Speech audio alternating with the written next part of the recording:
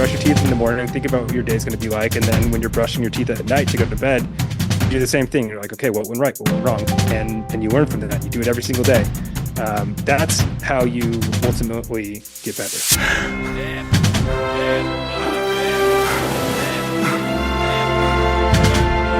Welcome to Mindset Lessons from the Field. I'm Gina Casazza, the author of the upcoming memoir, Training with the SEAL. Today's guest is a former Green Beret. He was a medic who served with 10th Special Forces Group. He is a fierce mental health advocate with a passion for giving back to the veteran community. Today, he co-owns HNS Media, which is a digital marketing firm dedicated to supporting veteran-owned businesses. He also has his own podcast, Harder Not Smarter. Ladies and gentlemen, Greg VanDyne. Thanks, Gina. This is I've been looking forward to this one all week, and especially after we had our conversation on our podcast. So I'm excited. Oh, me too. We met obviously through your podcast. I find your podcast, by the way, the name really interesting because it caught my eye. That's how I found you guys, because I just finished reading David Asprey's book, Smarter Not Harder. And he mentions in the book, I thought was really interesting, was society has moved forward because of lazy people. He's like, lazy people move society forward because someone didn't want to do the dishes one day and invented a dishwasher. Someone didn't want to do the laundry and invented like a washing machine, right?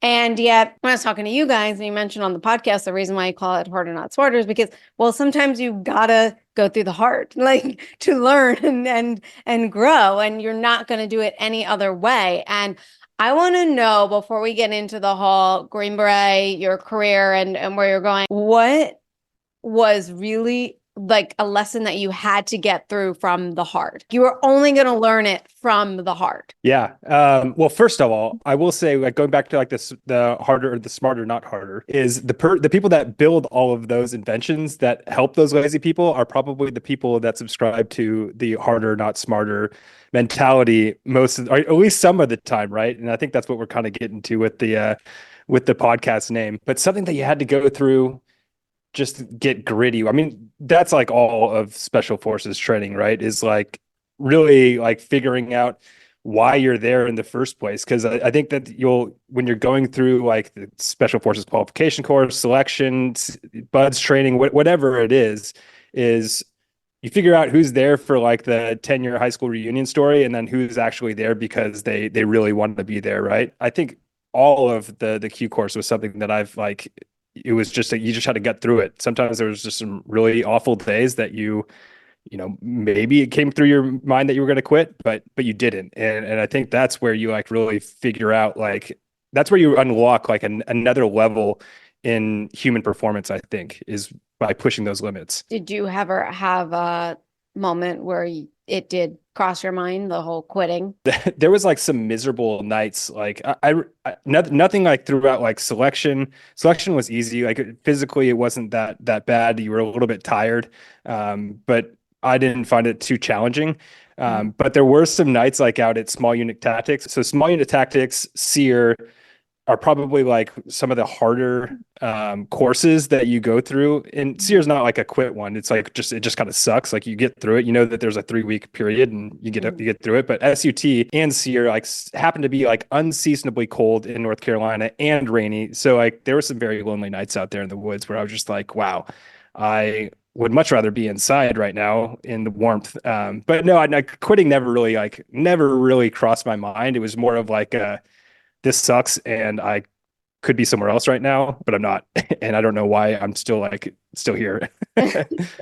The SEER thing, that just sounds so, I mean, like I did the whole one night, it was a weekend, and I was just like, man, you guys go through this, like, and you're outside, you're like sleeping outside in the freezing cold with whatever you're wearing, right? And it was like, there was a lot of man cuddling going on in SEER. A lot of man cuddling. Oh my God. You know, what's funny is I don't like being touched. And when I was going through that, especially a stranger, and there's 4 of us together, and we cuddled like we were in a quad relationship. I didn't even know these people. And I was just like, every uncomfortable feeling went out the window. That's how cold I was. It was 37 degrees outside that night.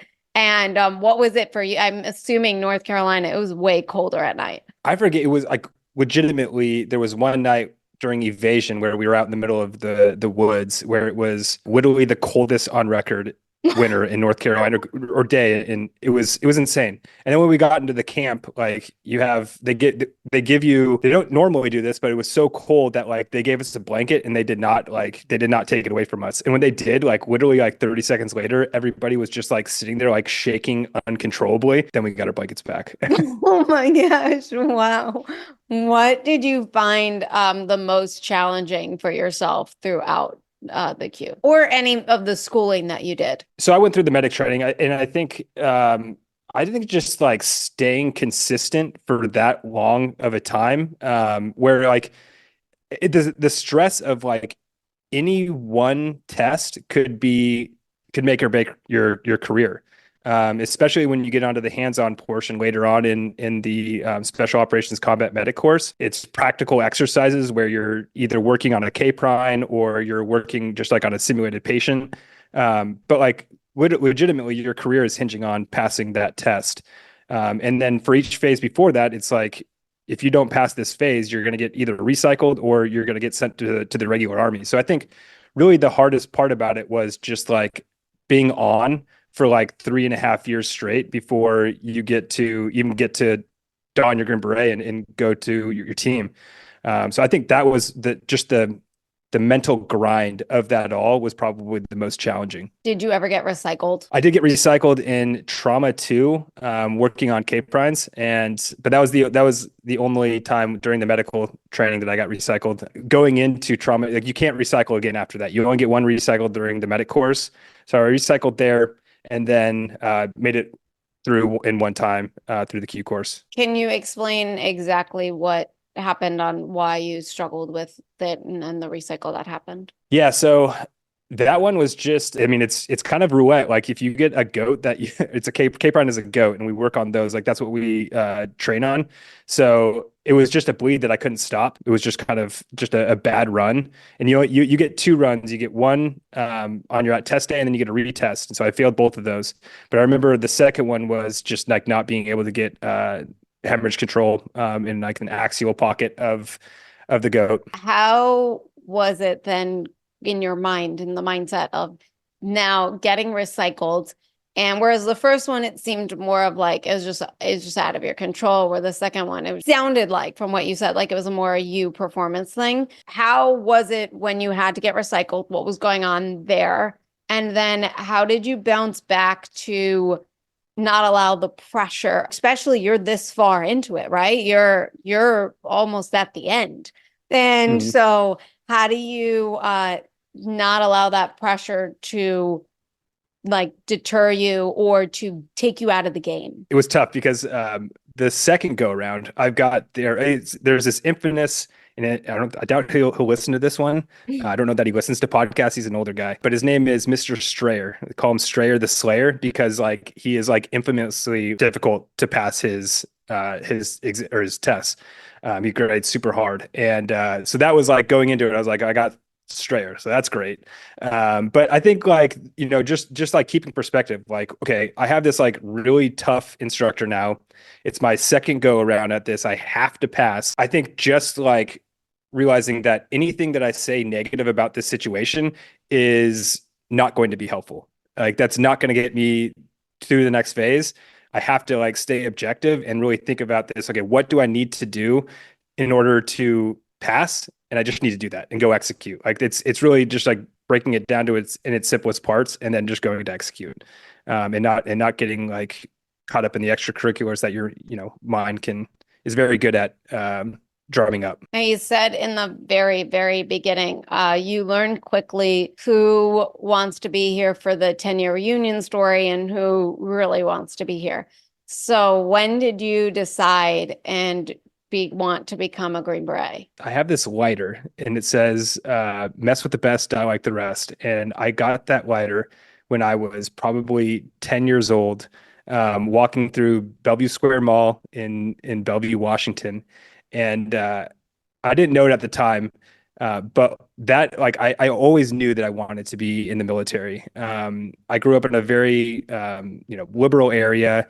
My parents are actually conservative, but like a very liberal area. Nobody like goes to the military. It's like an affluent area. I think most people like thought like people that go to the military are like people that don't have like other options. That was kind of like the vibe growing up. So I went to college, got out, started working at a hospital. And like there, I was like so unhappy. I was just like, I'm sitting at a cubicle with a bunch of like 45-year-old women that I have nothing in common with. And I was like, you know what? I'm going to join the military. But I think like going back to like that 10-year-old me, like that's when I knew I was like, it's either like play professional sports or just go to special operations. Like those are like my only two paths that I really like felt like I passion to go and tackle. When you went to enlist, did you then did you know like I want to go pipeline Green Beret? Did you have another one that you wanted to go to? Like why Green Beret? When I was working at the hospital, I actually was working with a couple of PAs that were prior military, and they turned me on to the 18 Delta program because, like, through my time, I volunteered at a hospital throughout college and started working at the same hospital that I was volunteering at afterwards, and I started to really enjoy medicine. So that's where they turned me on to the program, and I was like, okay, I can go. I researched I can go 18 X-ray, I can go straight off the street and into the pipeline. So I knew that I wanted to be a Green Beret. I knew that I wanted to be a Green Beret medic. And that's what I set out to do. And fortunately, I was able to kind of like choose my destiny in terms of like choosing an MOS and all of that. So how old were you when you started to go through the program? I was 23. When did you start training and what was it like for you? Yeah, so I did something similar, probably very similar to what you went through. So it's called SEAL Fit. Have you heard of SEAL Fit? Yeah, I heard of SEALFIT. Yeah. Yes. Yeah. We actually had Mark Devine on our podcast Oh, last week, and it was like a total fanboy moment because it was like full circle. So I trained with Dan Strillo up in Bellevue, Washington. Dan is a prior Navy SEAL, and pretty well esteemed within the community. He actually just passed away I think last year, but he ran a SEAL Fit program up there. And that's what I did to train for the program. That is like a total kick in the pants. It's like CrossFit on steroids. what was it like for you the first time that you did it? I'm sure you had struggles. Everyone has those struggles. And how did you know? Was there a point during it that was so miserable and so difficult and you got through it and you like knew? Like we had Dan O'Shea and he on the podcast, he's a Navy SEAL, and he talked about like this moment during Buds, and it was in Hell Week where he knew he was going to be a SEAL. It was like he was so miserable, so cold, and he saw somebody with a blanket on that was so comfortable. And he looked and was like, no, this is better. Like, I want this, I got to get through it. So was there ever a point where you like, it just sucked and was miserable for you, but like you just wanted it so bad? I mean, I think like anybody that's in the special operations community will tell you this. Like watching other people suffer is like the most motivating thing ever. Like especially when you're not like really that bad off yourself. Like like for me, like one of the funnier parts of like selection was going through during land nav and like hearing like because the draw, if you've never heard or been through the draws of North Carolina, especially at night, they're just full of vines and like people legitimately will get stuck in these draws for like hours on end and like be so turned around that they don't know which way to go. So hearing people like yelling and screaming fuck and like just like being totally miserable in the middle of these draws and like you just cruising through, you're just like, wow, I'm really glad I'm not that guy. But I think the moment that really stuck out to me going into selection, I was like in really good shape. I felt ready, and when I like, but you didn't really know how you stacked up against like because I was training with a bunch of 18. So as an 18 X-ray, which is a special forces candidate, you kind of get a special pipeline where you go to special operations preparation and conditioning prior to going to selection, which is like the SOPSI was what they call it, is a 3-week POI where all you do for 3 weeks is like do land nav, work out, and learn about like lashings and tying knots and all of that in preparation for SFAS, or Special Forces Assessment and Selection, which is about 3 weeks after that. So we have like a pretty big leg up. But again, you don't know how you stack up against like all the captains, all of the like regular Army guys. So when they like came and we actually did like our timed events, and I was finishing. I think I finished like second in the medium length ruck, and then like I think second again in the longer distance ruck. I was like, okay, like I'm meant to be here. I'm ranking at the top of my class. I don't know. I'm clearly cut for this. So I think like that moment where I was just like, okay, like I've got this, and like knew like I didn't have anything to worry about from a performance standpoint. And I think that confidence kind of carried me through, where it's like I don't have to worry about anything. It's just like be me and like get through this. I want to talk about the ruck real quick because what you Okay. just said, like it reminded. So we had Green Beret Randy Nance on the podcast, and he said like there were these two rucks that you had to do. I mean, you did many, but he said one was like supposedly a short one, and the other one was a long one, and they don't tell you the time.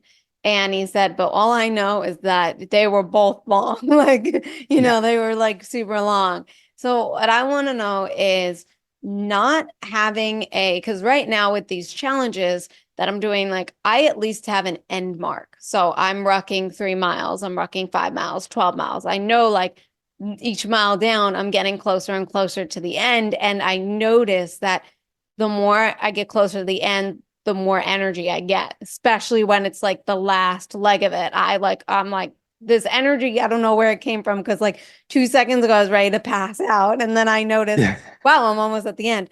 So how do you stay positive and how do you push yourself to keep going when there is no end in sight? Like you don't know when things are going to end. Yeah, and that could be extremely tricky for, I mean, and no, nobody really shows up to selection without preparing. Some people do, but I think when you're like pretty well prepared from an endurance perspective, is like you know in your body like, okay, if I could sustain this for a really long time, and you're also paying attention to the people around you, and like in so like again, it's like because you have kind of a leg up as an 18 X-ray. So this kind of goes in the gamification of selection. But like I knew who I should be running up with in on those runs and those rucks. And like if I was like falling behind them, I knew it was probably like too far behind.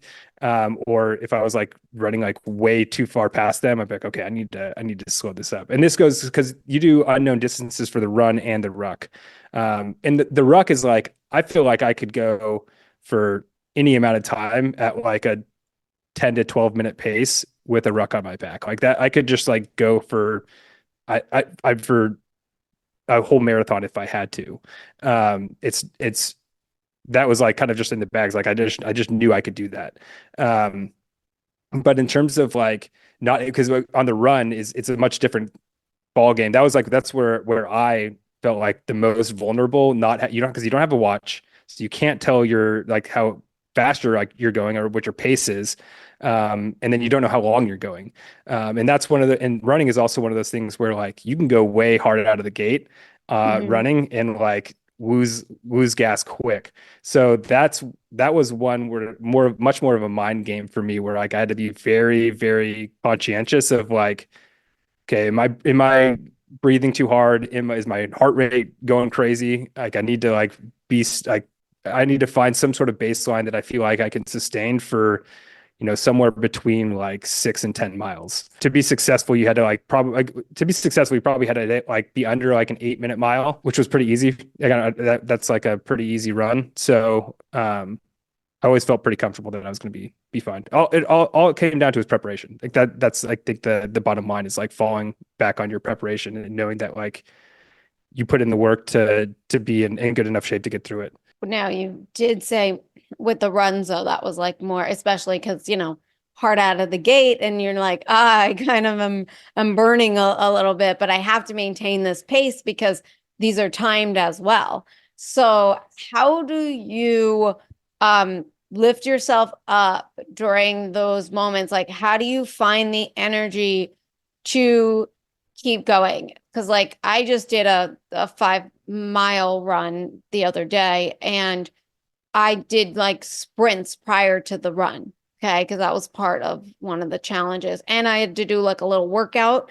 So it was a workout, sprints, and then you end with this 5 mile run. And everyone who knows me on this podcast knows that I'm not a runner. I hate running. And prior to Team Eagle One, the only thing I ran to was the fridge in the bathroom. So I just didn't run. So I remember starting this 5 mile, and all I could think about was 5 miles. And I have to be like, listen, we're just going to go half a mile. We're going to just do half mile. And then when I get to half mile, I'll go, we're just going to go to a mile. Like my body started shaking. And I was like, I need to slow down. I need to slow down. And then like you're slowing down to a point where it's like, you know, someone who's walking very fast could be at what you're thinking is your running speed. So how do you find that energy to not stop and to maintain that pace and also not get down on yourself because you're exhausted? Like you could be sweating and hot and your body is shutting down, like, but you have to keep going and you have to tap into that reservoir, that you don't realize that you actually have.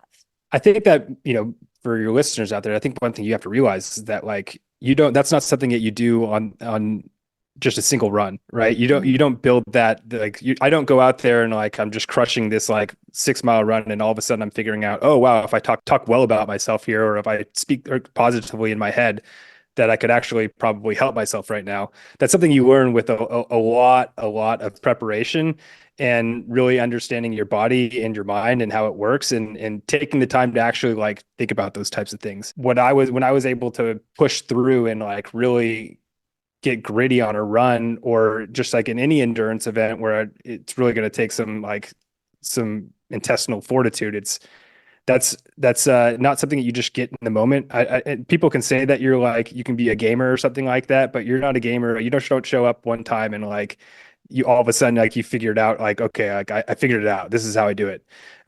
No, I think it all comes back down to preparation and knowing yourself and knowing your body and your mind. I think that is like the mark of like a champion mindset, or a mindset that's going to like be able to endure. Now, this is really interesting because a lot of stuff that you're saying, obviously, it comes from experience, right? And as a mental health advocate, and what you're really saying a lot is about mindset and, positivity and all that stuff encompasses, mental health.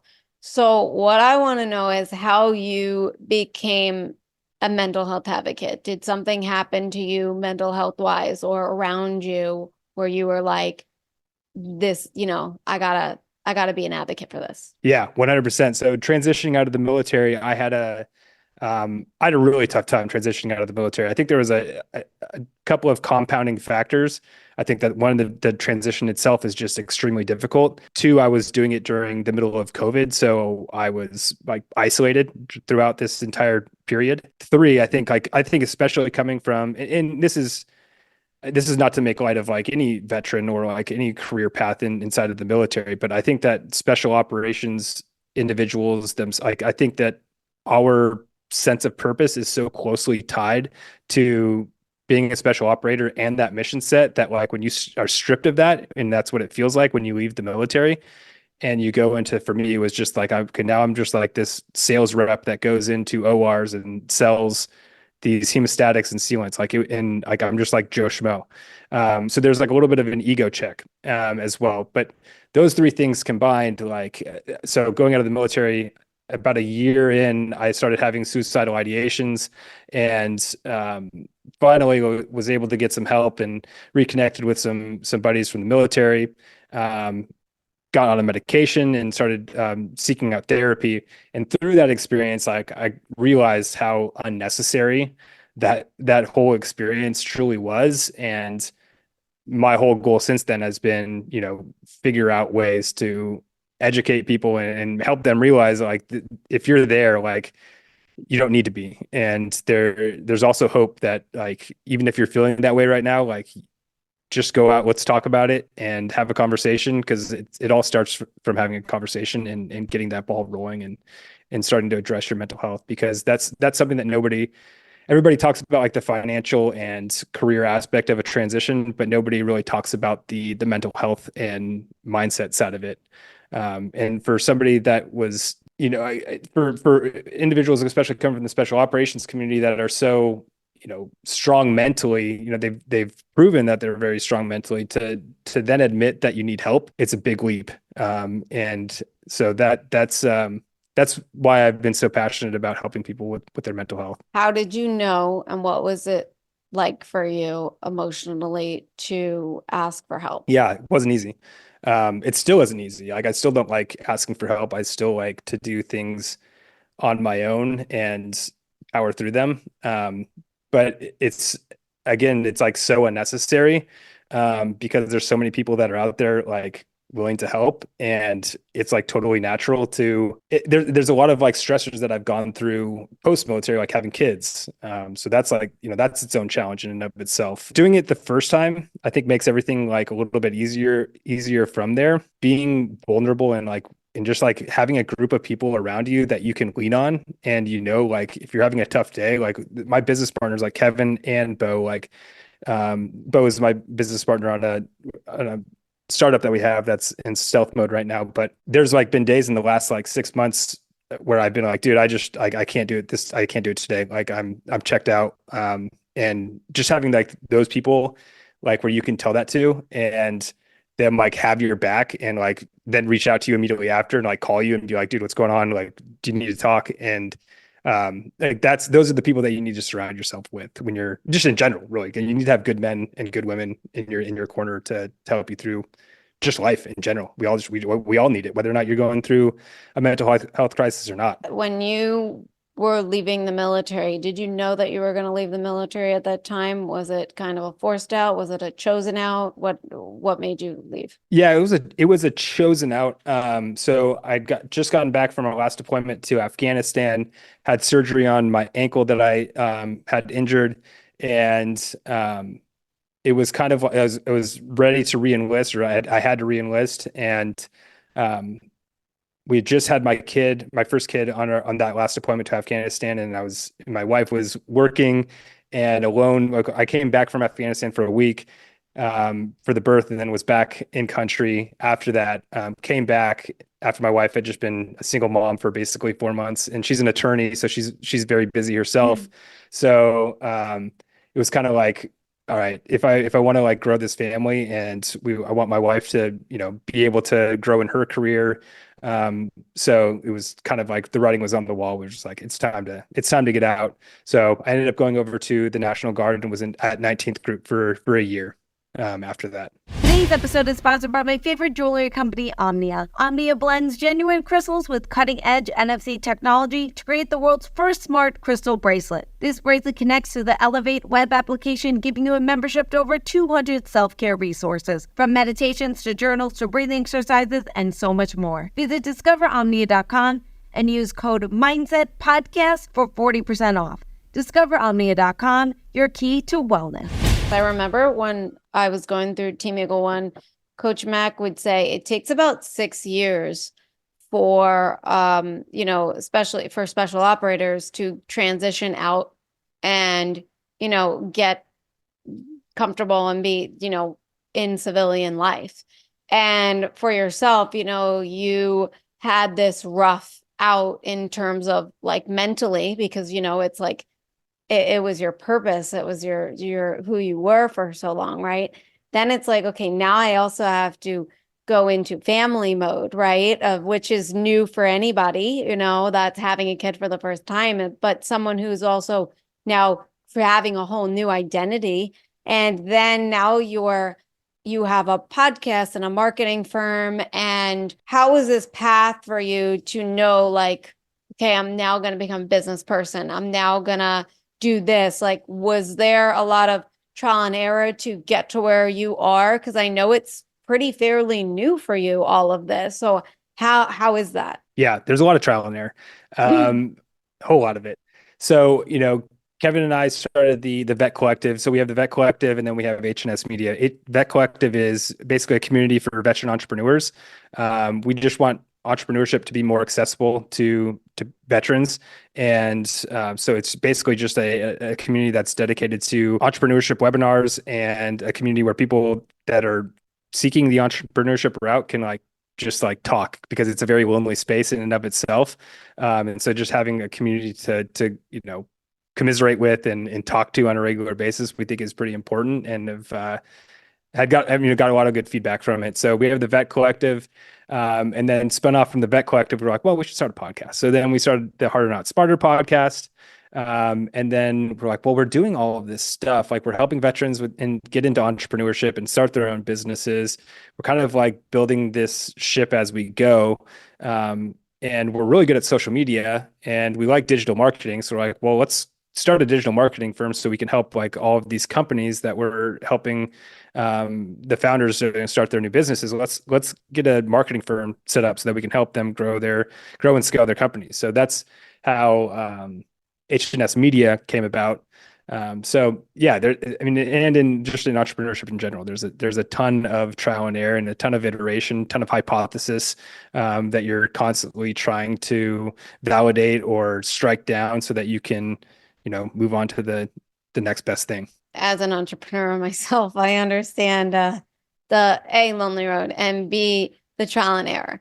It seems like more error, like it's always what error? It seems like it's just like, oh my gosh, like, can I get a win? But sometimes you can't see the small wins, it's like it starts, from me emailing somebody and, following up 3 times, and then I get a response, and I'm like, oh, okay. Like, or someone heard something and then they contact me and I go, oh, okay. Like, some stuff are working, and moving me forward. However, it feels like the needle barely moves sometimes.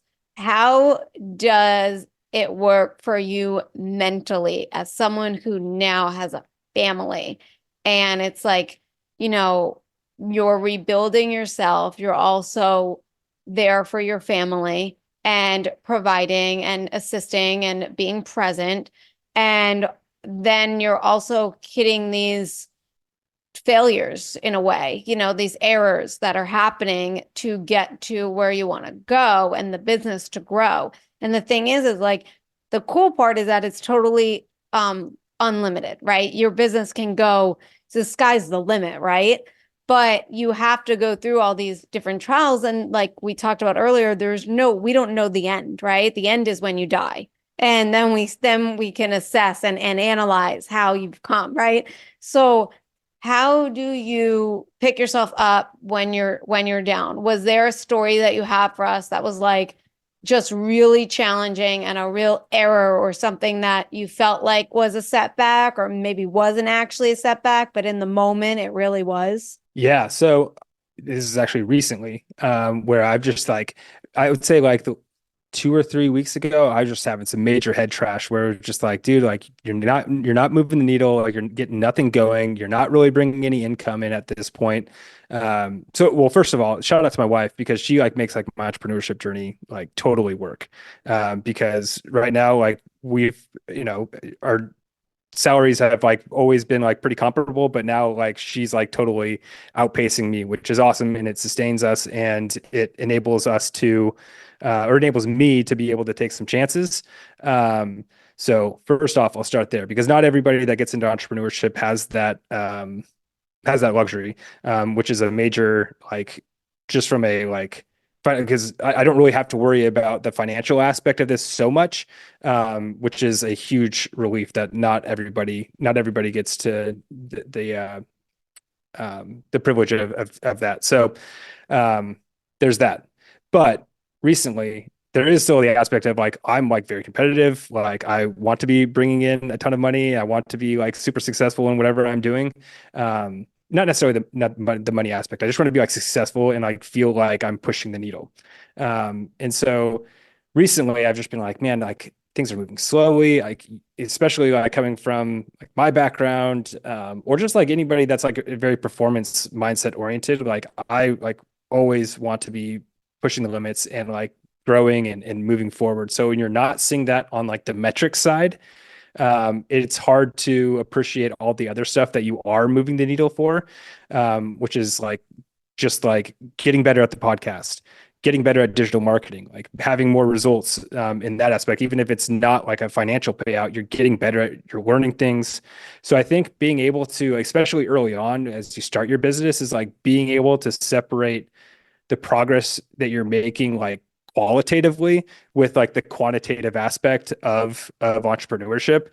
I think that's super important because it's not built overnight, and it takes a really, like, I mean, it takes a long time. Like Kevin and I are talking about this. We always talk about Joe Rogan. Like Joe Rogan had a podcast for 5 years before it became, JRE, and everybody like was listening to it. So Yeah, he made no money for the first 5 years.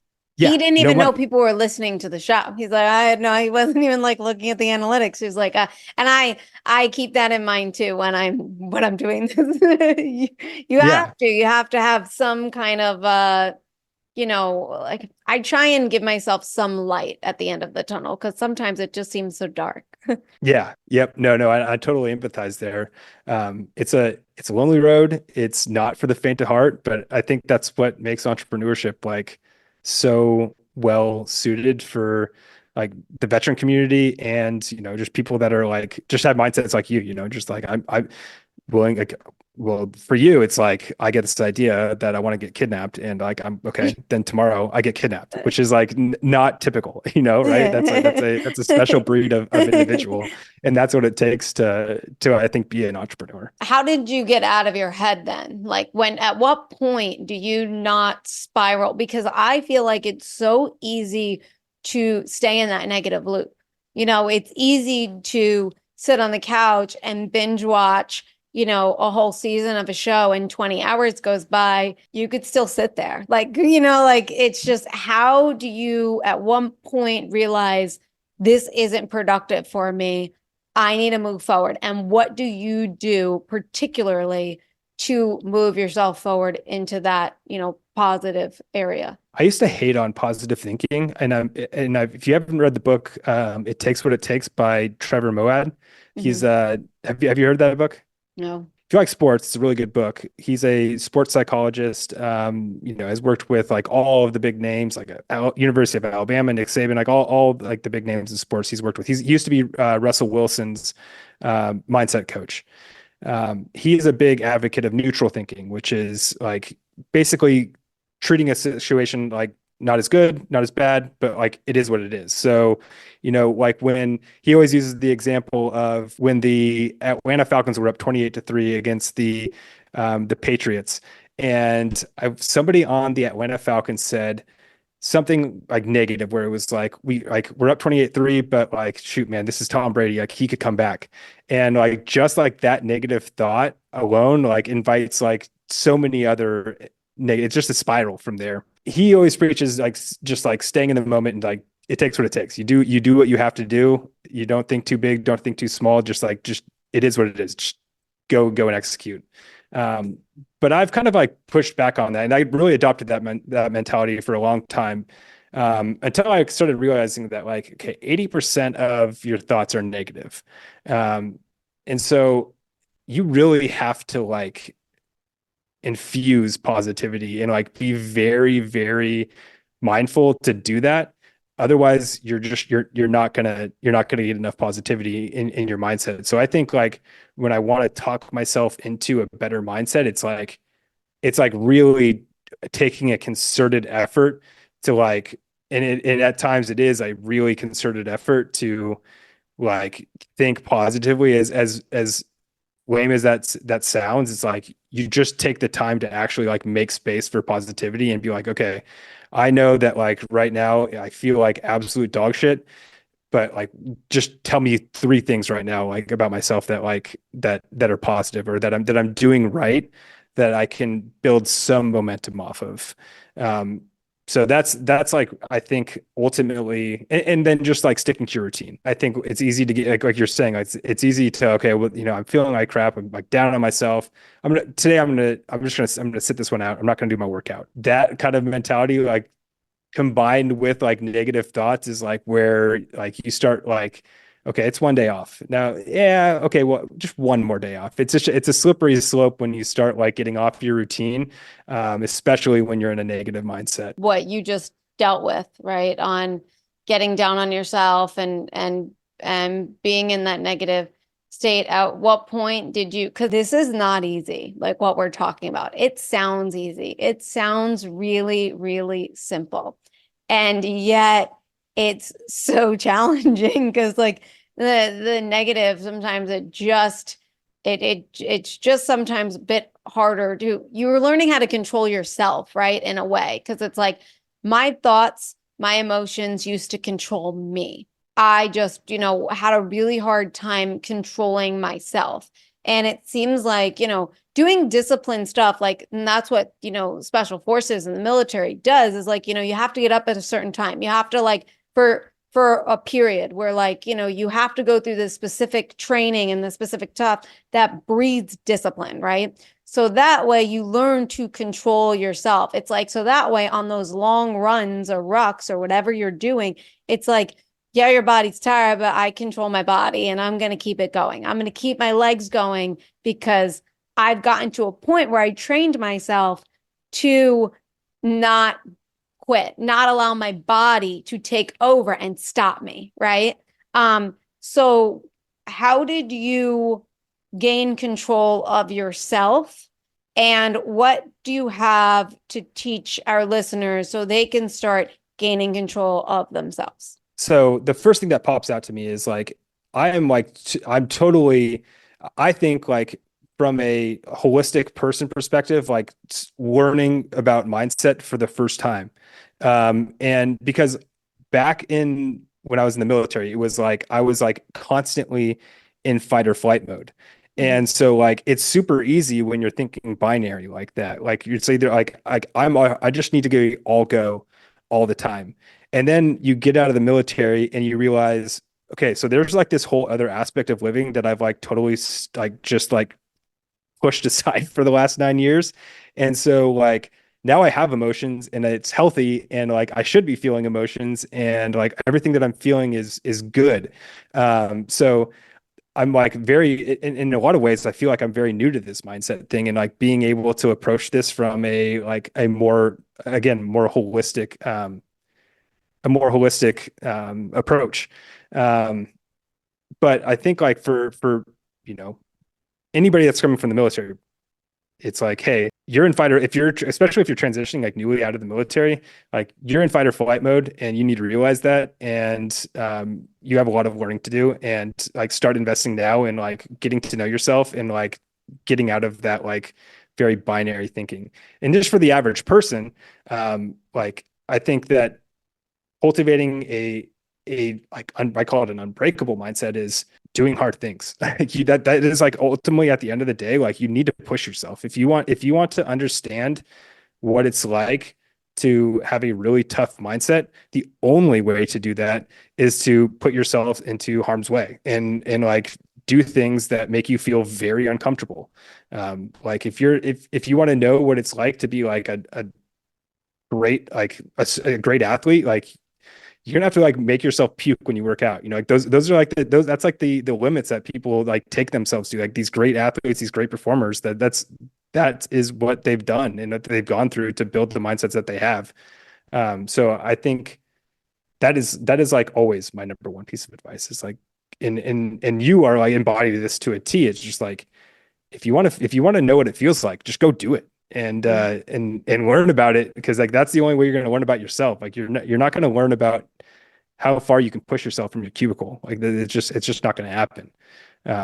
So yeah, that would be like my piece of advice. What have you done and experienced that taught you something about yourself that you didn't realize? There's like, I guess there's just like so many. It's like an amalgamation of like all of these like different events throughout my life. I think, but that's something that I'm learning about myself, like just right now on this podcast is the fact that I don't reflect enough on all of the things that I've gone through in the past. I don't give myself enough credit for those types of things. It's really hard to go through the Q course, and it's really hard to make it through selection, and it's really hard to walk through the mountains of Afghanistan and hunt bad people like that.